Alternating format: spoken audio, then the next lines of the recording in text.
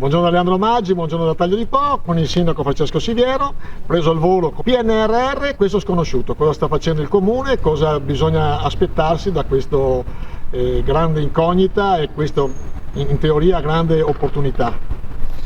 Buongiorno Leandro e buongiorno anche a tutti i cittadini. Il PNRR è ancora un po' una grande incognita anche per noi, diciamo così, addetti ai lavori, perché comunque i bandi stanno arrivando in questo momento e quindi insomma tra qualcosa già finanziato e tra qualcosa che dovrà arrivare siamo un po' in attesa di capire bene le regole del gioco. Purtroppo regole che saranno abbastanza stringenti, anche perché la velocità per utilizzare questi fondi sarà forse la chiave fondamentale e quindi ci stiamo preparando per affrontare questa nuova sfida.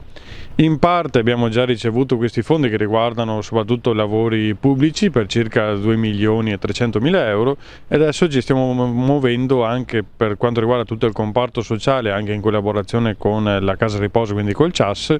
per riuscire appunto ad attingere anche questi fondi che riguardano importanti filoni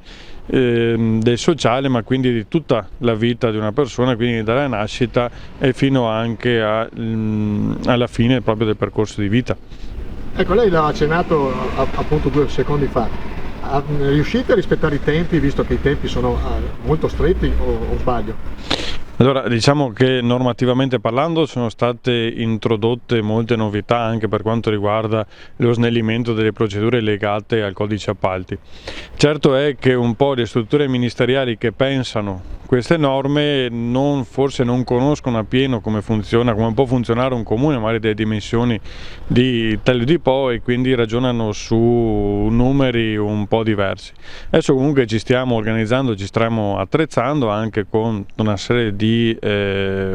persone a supporto della nostra attività in modo da riuscire a dare risposta. Certo è che la chiave di volta è che il PNRR, ed è anche un po' lo scopo di questo piano, non può essere portato avanti singolarmente anche da un solo comune, tranne alcuni filoni, ma spesso si deve ragionare per ambito, come che per aggregazioni di più comuni, in modo da avere più disponibilità anche di risorse umane da impiegare. Ecco, e con i suoi colleghi altri sindaci avete questa sinergia o è sempre il problema atavico di far squadra che è un'altra parte sconosciuta? Diciamo che al di là del problema atavico di far squadra, quindi con le piccole differenziazioni, però è il PNRR stesso, come dicevo, che ti obbliga a lavorare in squadra, a lavorare in tema d'ambito. Ad esempio per quanto riguarda il sociale abbiamo un macro ambito il cui capofila è il comune di Adria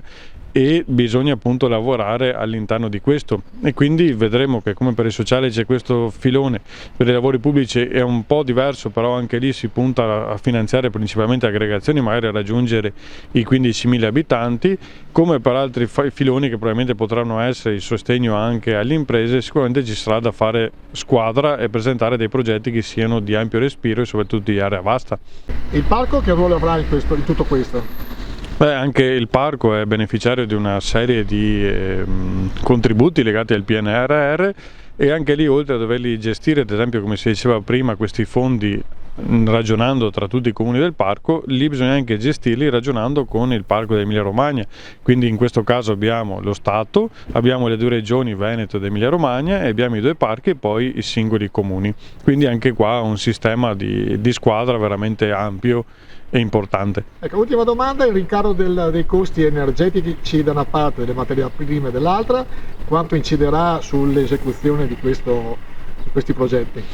E la crescita delle materie prime e dell'energia elettrica stanno già incidendo sulle amministrazioni come per tutte le famiglie e lo vediamo già nei risvolti legati ad esempio alle progettazioni già in essere, dove comunque magari progettate anche solo un anno fa i costi sono lievitati enormemente. Speriamo che lo Stato intervenga su questi aumenti, su questi rincari, perché altrimenti rischiamo veramente che tutti i fondi messi a disposizione del PNR, o almeno la maggior parte, siano poi fagocitati dall'aumento sia delle materie prime che anche dell'energia elettrica e del gas, e quindi cercare veramente di usufruire appieno di questi fondi per riuscire a dare veramente un rilancio alla nostra economia.